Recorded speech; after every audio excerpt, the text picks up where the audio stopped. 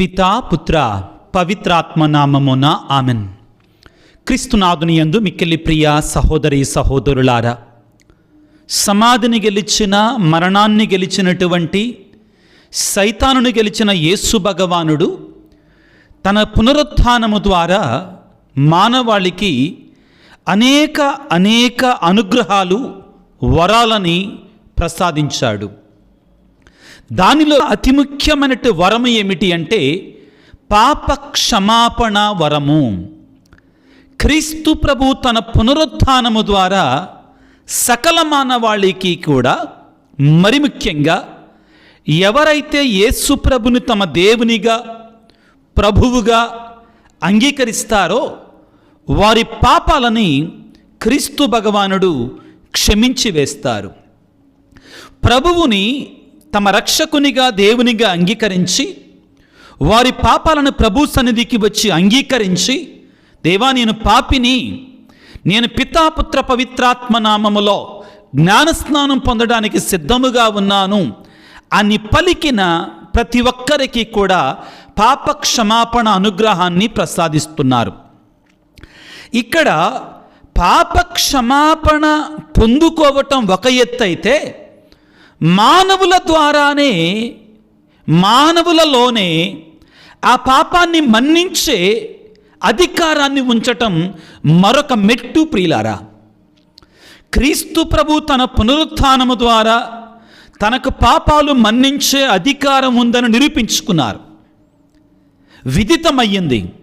దానికంటే ముందుగానే ఆయన ఈ లోకంలో శరీరధారిగా ఉన్నప్పుడే ఆయన మనందరికీ నిరూపించారు, మనుష్య కుమారునికి పాపాలు మన్నించే అధికారం ఉన్నదని నేను ఇప్పుడు మీకే నిరూపింతును, ఇప్పుడే మీకు నిరూపింతును అని పలికి ఆ పక్షవాత రోగిని లేచిని పడకనెత్తుకొని నడవమని నిరూపించారు.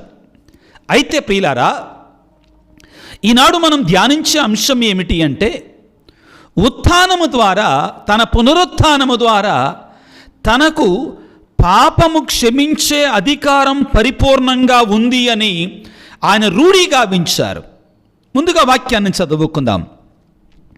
యోహాను సువార్త 20వ అధ్యాయము 22, 23 వచనములు. యేసు వారి మీద శ్వాసను ఊది పవిత్రాత్మను పొందుడు. ఎవరి పాపములనైనా మీరు క్షమించినడలా అవి క్షమింపబడును. మీరు ఎవరి పాపములనైనను క్షమింపని ఎడల అవి క్షమింపబడవు అని చెప్పాను. ఇప్పుడు మనం చదువుకున్న వాక్యములో క్రీస్తు ప్రభువు శిష్యులకి ఒక అధికారాన్ని ఇస్తున్నారు. మీరు ఎవరి పాపాలు క్షమిస్తే వారి పాపాలు క్షమించబడతాయి. మీరు ఎవరి పాపాలు క్షమించరో వారి పాపాలు క్షమించబడవు. దీనికి ముందు మనం పునరుత్థానము ద్వారా యేసు ప్రభు ఏ విధంగా తనకు పాపం మీద పరిపూర్ణమైన అధికారం ఉన్నదని నిరూపించుకున్నారో ఒకసారి ధ్యానం చేయాలి. రోమపత్రికలో ప్రియులారా 6వ అధ్యాయం 23వ వచనములో మనం వాక్యాన్ని ఈ రీతిగా చదువుకుంటాం. పాపము యొక్క వేతనము మరణము, పాపము యొక్క జీతము మరణము. నువ్వు పాపము చేశావు కాబట్టి ఆ పాపం యొక్క ఫలితంగా నీకు మరణం వస్తుంది. అయితే పాపము చేసిన ప్రతి వ్యక్తి కూడా మరణం పాలు కావాలి. ఇక్కడ యేసు ప్రభు ఉత్థానము ద్వారా తనకు పాపాన్ని క్షమించే పరిపూర్ణమైన అధికారం ఉందని ఎలాగా నీకు నాకు మానవులుగా నిరూపిస్తున్నాడు అంటే, ఆ పాపము యొక్క వేతనమైన మరణాన్ని జయించాడు. దయచేసి అర్థం చేసుకోండి. పాపము చేసినటువంటి వాడు మరణం పాలవుతాడు. కానీ ప్రభువు ఆ పాపం యొక్క ఫలితం, ఆ పాపం యొక్క జీతం, పాపం యొక్క వేతనమైనటువంటి ఆ మరణం మీద విజయాన్ని సాధించాడు. కాబట్టి రెట్రాస్పెక్టివ్గా యేసు ప్రభు ప్రియులారా జాగ్రత్తగా మనం అర్థం చేసుకుంటే పాపం మీద విజయాన్ని సాధించాడు. పాపాన్ని పరిపూర్ణంగా క్షమించే అధికారం ఆయనకు మాత్రమే ఉంది. యేసు ప్రభువు మార్కు సువార్త 2వ అధ్యాయములో పక్షవాత రోగికి స్వస్థతనిచ్చినప్పుడు అక్కడ అతని పాపాలు మన్నించినప్పుడు అక్కడ ఉన్న పరిసయ్యులు ధర్మశాస్త్ర బోధకులు ఏమన్నారు? దేవుడు ఒక్కడే పాపక్షమాపణ చేస్తాడు అని పలికారు. దేవునికి ఒక్కనికే పాపాలు మన్నించే అధికారం ఉందని చెప్పారు. వాక్యాన్ని చదువుకుంటే మార్కు సువార్త 2వ అధ్యాయం 5వ వచనం, యేసు ప్రభు దేవుని యొక్క వాక్యాన్ని బోధిస్తున్నాడు. ఆ పక్షవాత రోగిని పడక మీద పెట్టుకొని ఇంటి పైకప్పును తీసి యేసు ప్రభు ముందు దించారు. వారి విశ్వాసాన్ని చూచి యేసు ప్రభు ముగ్ధుడయి ఈ విధంగా అన్నాడు. వారి విశ్వాసమును చూచిన యేసు పక్షవాత రోగితో మార్కు సువార్త 2వ అధ్యాయం 5వ వచనంలో, కుమారా, నీ పాపములు క్షమించబడినవి అని పలికారు. అందుకు అచటనున్న కొందరు ధర్మశాస్త్ర బోధకులు, ఇతడు దైవదూషణము చేయుచున్నాడు, దేవుడు తప్ప మరెవ్వరూ పాపములు క్షమించగలరు అని ప్రశ్నించారు. నిజమే, కాదంటలా, వాళ్ళన్న మాట కూడా నిజమే. దేవుడు తప్ప మరెవ్వరు కూడా పాపాలు క్షమించే అధికారం లేదు. కానీ ప్రియులారా, దయచేసి ఇక్కడే మనం కొంచెం జాగ్రత్తగా ధ్యానం చేయాలి. ఆయన దేవుని కుమారుడని వాళ్ళకి తెలియదు, ఆయన దైవాంశ సంభూతుడని వాళ్ళకి తెలియదు, ఆయన మెస్సయ్య అని వాళ్ళకి తెలియదు, ఆయన స్వయాన త్రిత్వములో 2వ వ్యక్తి అని వాళ్ళకి తెలియదు. వాళ్ళకి ఆ సందర్భమును నిరూపించటానికి, పాపాలు క్షమించే అధికారం తనకు ఉన్నదని నిరూపించటానికి ప్రభు ఏం చేశాడంటే, ఆ పక్షవాత రోగిని నీ పడకనెత్తుకొని నడవమన్నాడు. కాబట్టి ఏమన్నాడంటే, మార్కు సువార్త 2వ అధ్యాయము 10వ వచనములో, మనుష్య కుమారునికి ఈ లోకములో పాపములు క్షమించు అధికారము కలదని మీకు నిరూపింతును అని పలికి పక్షవాత రోగితో నీ పడకనెత్తుకుని నీ ఇంటికి పొమ్ము అన్నారు.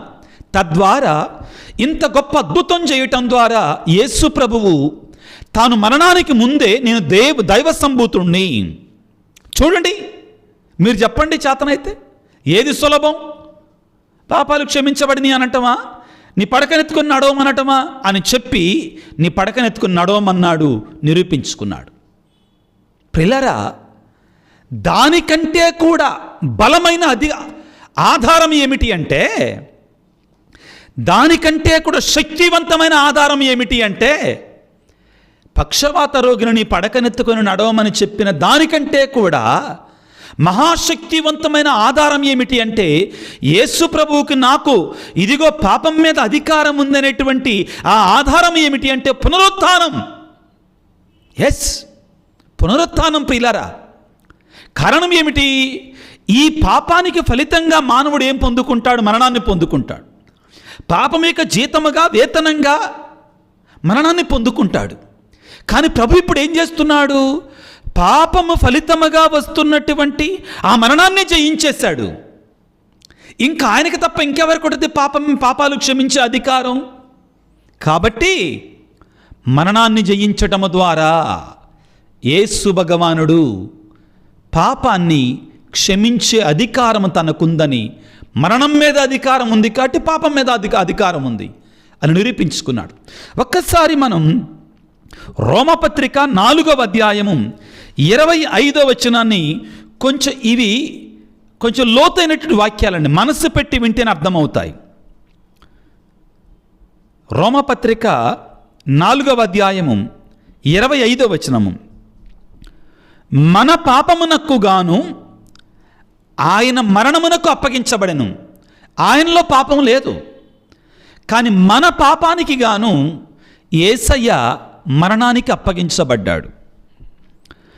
మనలను దేవునితో అంగీకార యోగ్యులను చేయటం కోసము ఆయన మరలా లేవనెత్తబడ్డాడు. ఇది చాలా ముఖ్యమైన మాట అండి.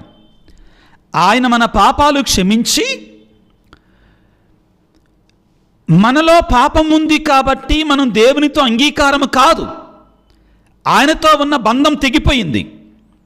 కానీ రోమపత్రిక 4:25లో పౌలు గారు ఏమంటున్నారంటే, ఈ తెగిపోయిన పాపము కారణంగా తెగిపోయినటువంటి ఈ బంధాన్ని మరలా నెలకొల్పడానికి యేసు ప్రభువు లేవనెత్తబడ్డాడు, మరణాన్ని జయించాడు. మరొకసారి చదువుతాను వినండి. మన పాపములకు గాను ఆయన మరణమునకు అప్పగింపబడెను. మనలను దేవునితో సఖ్యపరచటానికి, అంగీకార యోగ్యులుగా వనర్చటానికి ఆయన మరలా లేవనెత్తబడ్డాడు. వాక్యం రోమా 4:25. ప్రియులకు దేవుని బిడ్డలారా, చాలా స్పష్టముగా విస్పష్టముగా మనందరికీ కూడా అర్థమయ్యే సత్యం ఏమిటి అంటే, క్రీస్తు ప్రభువుకి పాపాలు మన్నించే అధికారం మరణానికి ముందే ఉంది, ఉత్థానానికి ముందే ఉంది. ఆ విషయానికి వస్తే యేసు ప్రభు మరణం మీద అధికారం కూడా ఉత్థానానికి ముందే ఉంది, పాపం మీద అధికారం కూడా ఉత్థానానికి ముందే ఉంది, శాంతి మీద అధికారం ఉత్థానానికి ముందే ఉంది, పవిత్రాత్మనిచ్చే అధికారం ఉత్థానానికి ముందే ఉంది. కానీ ఉత్థానం ఏమి నిరూపిస్తుంది లోకానికి అంటే, ఆయనకి అధికారం ఉంది అని నిరూపితమవుతుంది. అంతకుముందు అధికారం ఉండటం వేరు, ఇప్పుడు నిరూపించటం వేరు. జాగ్రత్తగా ఆలకించి ఒక ఉదాహరణ ఇస్తాను. ఒక రాజుకి చాలా శక్తి, సైన్యము, అధికారము, బలం ఉంది. పక్కనున్నటువంటి రాజుకి కొంత సైన్యం, కొంత బలం, కొంత అధికారం ఉంది. కానీ ఆ రాజు ఏం చెప్తున్నాడంటే, ఆ రాజు సైతానుడు అని ఊహించుకోండి. ఆ రాజు ఏమంటున్నాడంటే, ఈ రాజుకి ఆ రాజును జయించే అధికారం ఉన్నా కానీ, ఈ పెద్ద రాజుకి ఆ చిన్న రాజును జయించే అధికారం ఉన్నా కానీ, నువ్వు నన్ను జయించలేవు. జనానికి తెలుసు, రాజుకు తెలుసు అందరికంటే ముందుగా అంత శక్తి అతని దగ్గర ఉందని. కానీ వాడేమంటున్నాడు, నీ దగ్గర శక్తి లేదు, రా చూసుకుందాం రా అంటున్నాడు. ఇప్పుడు ఈ రాజుకి ఆ రాజు మీద జయించే శక్తి ఉందని ఎలా నిరూపించాలి చెప్పండి అండి? యుద్ధం చేసి వాణ్ణి ఓడించి ఇతను విజయం పొందాలి. ఇదే జరుగుతుందండి యేసు ప్రభు విషయంలో. ఆయన దేవుని కుమారుడే, పాపాన్ని క్షమించే అధికారం ఉంది, మరణం మీద అధికారం ఉంది ముందే. కానీ అది నిరూపితమైంది క్రీస్తు మరణము ద్వారా, పునరుత్థానము ద్వారా. ఇప్పుడు మరొక అడుగు ముందుకు వేద్దాం. పునరుత్థానము ద్వారా అభిషిక్తులకి ఏమి జరుగుతుంది? అపోస్తుల స్థానముల నుండి గురువుల ద్వారా పాపక్షమాపణ ఏ విధంగా వస్తుంది? ఈ రాజు ఆ రాజుని గెలిచాడు అని చెప్పాం. ఈ రాజుకి ఆ రాజు మీద పరిపూర్ణమైన అధికారం వచ్చింది. ఆ రాజును పట్టుకున్నాడు, చెరసాలలో వేసేశాడు. ఆ రాజు యొక్క అధికారాన్ని పీకివేశాడు. ఇప్పుడు అయినా కానీ ప్రియులారా, ఆ రాజ్యాన్ని పరిపాలించటానికి, ఆ రాజ్యంలో అధికారమే కలిగి ఉండడానికి ఈ రాజు తనకు సంబంధించిన, తనకు ఇష్టమైన, తన చేత అంగీకార యోగ్యమైన మరొక రాజును నియమించాడు. ఆ రాజు చెరసాలలోనే ఉన్నాడు. అక్కడున్న రాజు ఏమి చెప్పితే అది నెరవేరుతుంది. ఎందుకంటే ఆయన ఎవరికి ప్రతినిధి? ఈ రాజుకు ప్రతినిధి, ఈ అసలైన రాజుకు ప్రతినిధి. ఇప్పుడు మనం వాక్యాన్ని చదువుకుని అర్థం చేసుకుందాం. ఎందుకు ఈ మాటలు చెప్తున్నాను? యోహాను సువార్త 20వ అధ్యాయములో 22, 23 వచనాలలో ఆయన వారి మీద శ్వాస ఊది పవిత్రాత్మను పొందండి అని పలికి అపోస్తులని, ఎవరి పాపములనైనను మీరు క్షమించిన యెడల అవి క్షమించబడతాయి, మీరు ఎవరి పాపలను క్షమించకపోతే అవి క్షమించబడవు. ఎవరితోటి అంటున్నారు? ఉత్థాన క్రీస్తు పాపక్షమాపణ అధికారాన్ని ఎవరికి ఇస్తున్నారు? శిష్యులకు ఇస్తున్నారు. ఆయన వారిని అధికారికంగా నియమిస్తున్నారు. దీనిని గురించి ప్రియులారా, కొరింథీయులకు రాసిన 2వ లేఖలో కొంచెం దయచేసి ఓపిక నాతో ధ్యానం చేయండి. ఈ ఉత్థాన కాలపు వాక్య పరిచర్య లోతుగా ఉంటుందండి. పౌలు కొరింథీయులకు రాసిన 2వ లేఖ 5వ అధ్యాయంలో 18వ వచనం నుండి పౌలు గారు ఒక మాట అంటారండి. చివరికి వచ్చేటప్పుడు 5వ అధ్యాయం చివరికి వచ్చినప్పుడు ఈ విధంగా అంటారు. ఏమిటి అంటే, తండ్రి దేవుడు క్రీస్తు ద్వారా మనల్ని తనతో సఖ్యపరచుకొని ఇతరులను కూడా ఆయనతో సఖ్యపరచు పనిని మా మీద పెట్టాడు. మరొకసారి చదువుతాను వినండి. పౌలు కొరింథీయులకు రాసిన 2వ లేఖ 5వ అధ్యాయం 18వ వచనం ఏమంటున్నారంటే,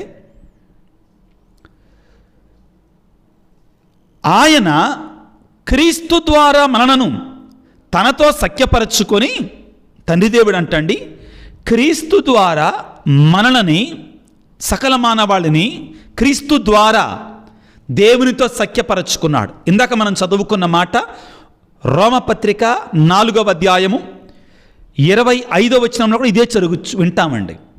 ఆయన పునరుత్థానము ద్వారా దేవునితో మనల్ని సఖ్యపరచాడు. ఇక్కడ ఆయన పరలోక తండ్రి క్రీస్తు ద్వారా మనల్ని తనతో సఖ్యపరచుకున్నాడు. ఆ తరువాత ఏం చేస్తున్నాడట? ఇతరులను కూడా దేవునితో సఖ్యపరచేటువంటి పనిని మా మీద పెట్టాడు. ఎవరి మీద? పౌలు గారు మాట్లాడుతున్నారు. ఎవరు ఆయన? అభిషిక్తుడు. ఎవరు ఆయన? అపోస్తులుడు. ఎవరు ఆయన? క్రీస్తు చేత ఎన్నిక చేయబడినటువంటి వాడు.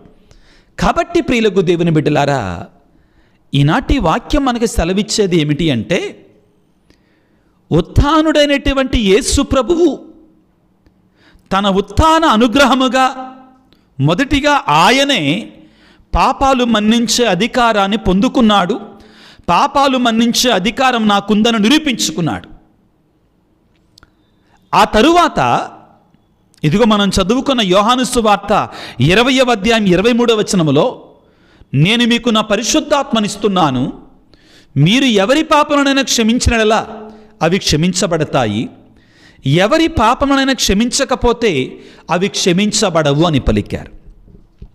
ఇక్కడ మనం మరొక వాక్యాన్ని కూడా జ్ఞాపకం చేసుకోవాలి. మత్తయి శుభవార్త 16వ అధ్యాయములో యేసు ప్రభు పేతురు గారికి ప్రధానాధిపత్యాన్ని ఇచ్చినప్పుడు ఇవే మాటలు చెప్పటాన్ని మనం వింటాం. ఒకసారి వాక్యాన్ని చదువుకుందాం. మత్తయి 16:19వ వచనము, నేను నీకు పరలోక రాజ్యపు తాళపు చెవులను ఇచ్చేదను, భూలోకమందు నీవు దేనిని బంధింతువో అది పరలోకమందును బంధింపబడును, భూలోకమందు నీవు దేనిని విప్పుదువో అది పరలోకమందును విప్పబడును. పాప క్షమాపణ అధికారాన్ని పేతురు గారికి, అపోస్తులకు ఇస్తున్నారు. ఇది ఆయన మరణం కాకముందే చెప్పారు, అధికారాన్ని ఇచ్చారు. కానీ దానికి నిర్ధారణ, దానికి రుజువు, క్రీస్తుకు అధికారం ఉంది అనే సత్యాన్ని తన పునరుత్థానము ద్వారా యేసు భగవానుడు లోకానికి తెలియజేస్తున్నాడు. ఈ సందర్భంగా మరికొన్ని వాక్యాలు చదువుకుందాం. పేతురు గారు ప్రియులారా తన మొట్టమొదటి ప్రసంగములో పరిశుద్ధాత్మను పొందుకున్న తర్వాత మేడపై గదిలో ఆ పెంతెకోస్తు పండగ రోజున పరిశుద్ధాత్మను పొందుకున్న తర్వాత ఒక బలమైన ప్రసంగాన్ని చేశారు, ఆత్మప్రేరణతో, ఆత్మాభిషేకముతో. ఆ సందర్భంలో రక్షణ పొందాలంటే ఏం చెయ్యాలి? రక్షణ పొందాలంటే పాపాలు క్షమించబడాలి. ఎవరు క్షమిస్తారు? ఉత్థానమైన యేసు ప్రభు క్షమిస్తాడు. అపోస్తుల కార్యాలు 2వ అధ్యాయం 38వ వచనము, మీరు హృదయ పరివర్తన చెంది మీ పాప పరిహారమునకై ప్రతి ఒక్కడు యేసుక్రీస్తు నామమున జ్ఞానస్నానం పొందాలి. ఏంటి? హృదయ పరివర్తన, పాపక్షమాపణ, పాప మన్నింపు. ప్రియులారా, అప్పుడు మీ పాపములు క్షమించబడును.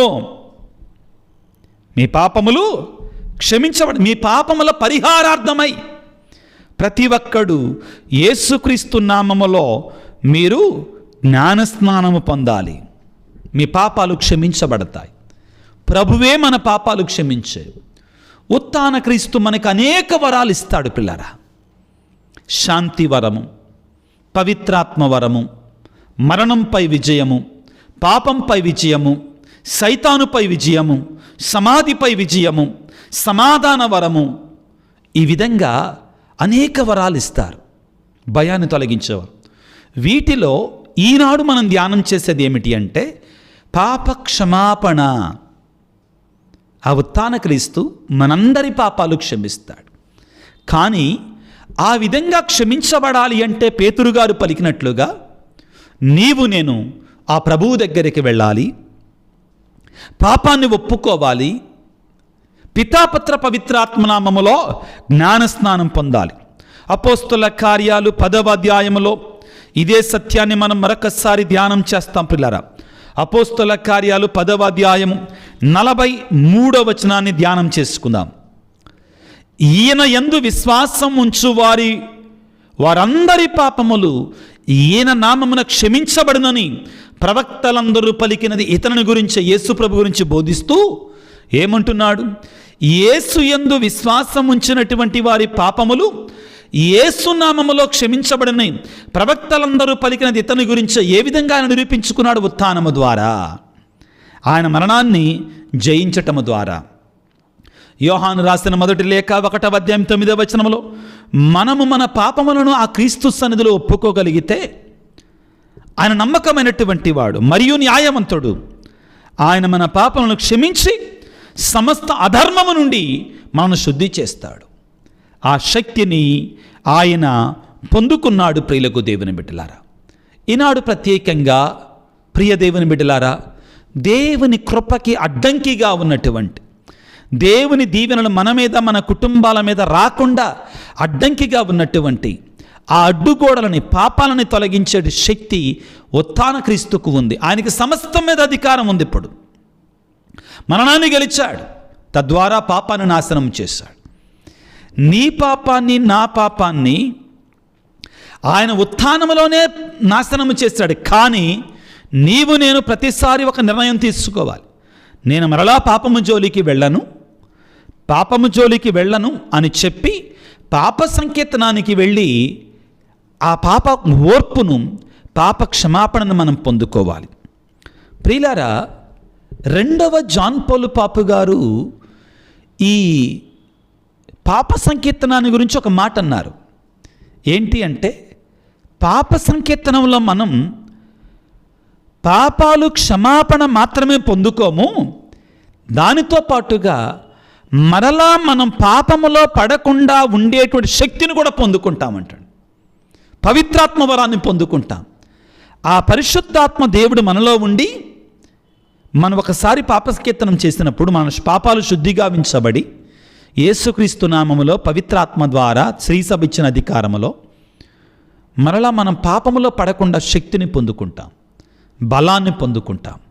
ఈనాడు ప్రత్యేకంగా ఆ క్రీస్తు సన్నిధిలో ఆ దైవకృప పొందుకోకుండా ఏదైతే అడ్డుగోడలుగా ఉన్నాయో ఆ ఉత్థాన క్రీస్తు ఆ పాపాలన్నీ క్షమించమని, తీసివేయమని, అదేవిధంగా శ్రీసభలో ఆ క్రీస్తు భగవానుడే స్వయముగా గురువులకు ఇచ్చినటువంటి ఆ పాప క్షమాపణ అధికారాన్ని మనం విశ్వసించటానికి, అదేవిధంగా గురువులు వారి పవిత్రత ద్వారా క్రీస్తు ప్రభు ఇచ్చినటువంటి ఆ అభిషేక వరము ద్వారా వారు శ్రీసభను ఎల్లవేళలా, సంఘాన్ని ఎల్లవేళలా, బిడ్డలను ఎల్లవేళలా కూడా శుద్ధి గావిస్తూ వారందరినీ దేవునికి ప్రియమైన బిడ్డలుగా మార్చడానికి కావాల్సిన శక్తిని ప్రసాదించమని తలలు వంచి ప్రార్థన చేసుకుందాం.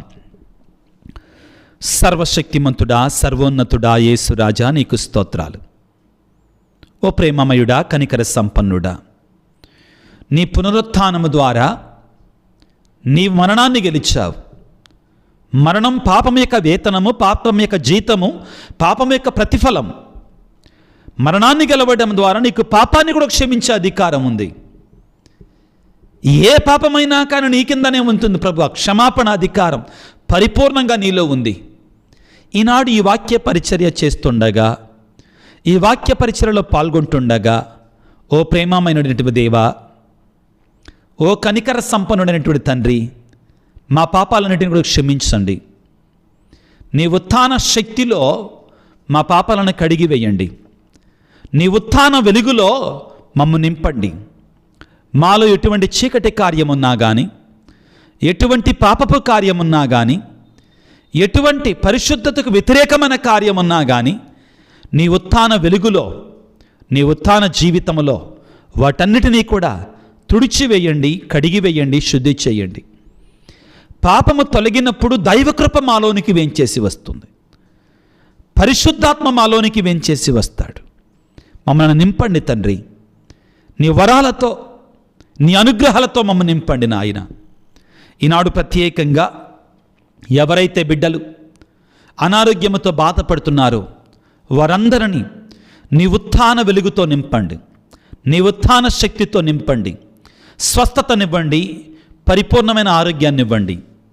అదేవిధంగా యేసు రాజా, ఈనాడు కుటుంబాలలో నీ నిజమైన శాంతిని, సమాధానాన్ని నింపండి. నిజమైనటువంటి సంతోషాన్ని నింపండి. ప్రభువా, నీ ఉత్థాన శాంతిని, ఉత్థాన సమాధానాన్ని నింపండి. ఓ యేసురాజా, ఓ ప్రేమామయుడా, మరణాన్ని గెలిచినటువంటి మృత్యుంజయుడా, ఈనాడు నీ బిడ్డలు ఎవరైతే ఈ వాక్య పరిచయలో పాల్గొంటున్నారో, వేదనలతో, బాధలతో, కష్టాలతో, కన్నీళ్లతో ఉన్న ప్రతి బిడ్డను నీ పాదాల సన్నిధిలో సమర్పిస్తున్నాను తండ్రి. అలనాడు భయముతో, వేదనతో ఉన్న శిష్యుల వద్దకు వెళ్ళి మీరు భయపడవలదు అని పలికారు. చెప్పండి బిడ్డ, చెప్పండి ప్రభువా నీ బిడ్డలతోటి, మాట్లాడండి ప్రభువా నీ బిడ్డలతోటి. బిడ్డా, నువ్వు భయపడకో, నీ పాపాన్ని తొలగిస్తున్నాను, నీ శాపాన్ని తొలగిస్తున్నాను, నువ్విక భయపడవలసిన అవసరం లేదని యేసయ్య ఇదిగో నీ బిడ్డలతోటి మాట్లాడయ్యా. నీ బిడ్డలను లేవనెత్తండి ప్రభుగా. వారిలో ఉన్న అన్నిటికంటే ముఖ్యమైనటువంటి ఆ పాప భారాన్ని, ఆ చీకటి కార్యాల భారాన్ని తొలగించి పవిత్రంగా మార్చండి ప్రభుగా. మమ్మ శుద్ధిగా వించండి నాయన. అదే రీతిగా ఎవరెవరైతే వివిధ ఉద్దేశాలతో, తలంపులతో నీ సన్నిధికి వచ్చి ఈ వాక్యాన్ని ఆలకిస్తున్నారు, వారందరినీ కూడా నీ శక్తితోనూ, నీ బలముతోనూ, నీ వరముతోనూ నింపమని, ఎవరైతే మెసేజ్ ఉంచి మా కోసం ప్రార్థించండి అంటున్నారు, వారందరి ఉద్దేశాలను క్షణంలో దీవించమని, మెసేజ్లు రాయలేక హృదయంలో ప్రార్థిస్తున్న ప్రతి బిడ్డ యొక్క తలంపును దీవించమని ప్రభువా, ఈ పరిచర్య ముందు కొనసాగించటం కొరకై ఎవరైతే మరి రెగ్యులర్గా వారికి సహాయాన్ని అందిస్తున్నారో, వారి యొక్క తోడ్పాటును అందిస్తున్నారు, ఆర్థికంగాను వివిధ రూపాలలో సహాయం అందిస్తున్నారు, వారందరినీ కూడా ప్రభుగా ప్రత్యేకంగా దీవించమని, ప్రతిఫలాన్ని ప్రసాదించమని మనాదురైన క్రీస్తు ద్వారా వేడుకొనుచున్నాము తండ్రి, ఆమెన్. ప్రభువు మీతో ఉందురుగాక, మీ ఆత్మతో ఉందురుగాక.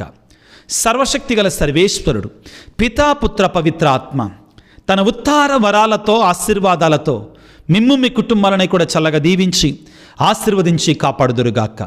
God bless you. దేవుడు మిమ్ము దీవించుగాక. ఆమెన్.